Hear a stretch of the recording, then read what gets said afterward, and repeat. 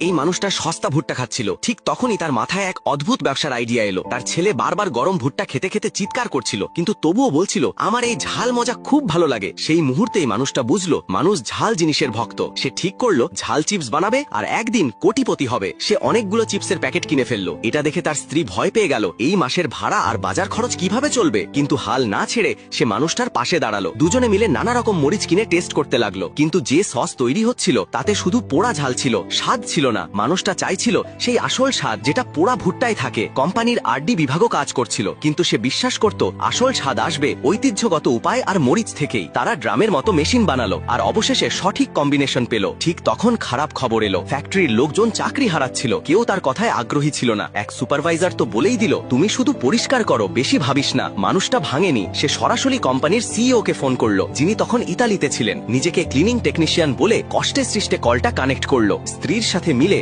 সে sample তৈরি করে CEO কে পাঠালো। কয়েকদিন পর সিইও নিজেই ফ্যাক্টরিতে এলেন। অফিসাররা অবাক যে কে নাকি ডেকেছে। যখন জানলো এই মানুষটাই ডেকেছে, তখন সবার সামনে তাকে বকাঝকা করা হলো। লোকজন বলতে লাগলো সিইও কে আইডিয়া পছন্দ না হলে ফ্যাক্টরি বন্ধ হয়ে যাবে। মানুষটার মন কেঁপে গেল। বাড়ি গিয়ে সব বললে স্ত্রী তাকে আয়নার সামনে দাঁড় করিয়ে বলল আমি আজও তোমার সাথে আছি, কারণ আমি তোমায় বিশ্বাস করি। নিজেকে ছোট ভেবো না। সে মানুষটাকে ব্যবসার বেসিক শিখালা, স্পিচ লিখে দিল, আর সিইওর সাথে কিভাবে কথা বলতে হয় সেটাও শেখালা। পরের বার সিইও এলে মানুষটা ঠিক করলো সে মন থেকে বলবে। কেউ মার্কেট শেয়ার জিজ্ঞেস করলে সে জানতো না, কিন্তু নিজের ভঙ্গিতে বোঝালো। তার সততা আর জেদ দেখে সিইও মুগ্ধ হয়ে সঙ্গে সঙ্গে বিনিয়োগের সিদ্ধান্ত নিলেন। ফ্লেমিং হট চিপস বানানো শুরু হলো, কিন্তু প্রথমে কেউ কিনছিল না। প্যাকেটগুলো ধুলো খাচ্ছিল। মানুষটা হতাশ। তখন ছেলে বলল মানুষ জানেই না এটা কি, আমাদের নিজেদেরই প্রচার করতে হবে। সে তার পুরনো বন্ধুদের ডাকলো, যারা একসময় টাক মাথার লোকদের শ্যাম্পু বেচত। সবাই মিলে স্কুল, দোকান আর রাস্তায় চিপস বিলাতে লাগলো। মানুষ ভিড় জমালো আর হঠাৎ চাহিদা বেড়ে গেল।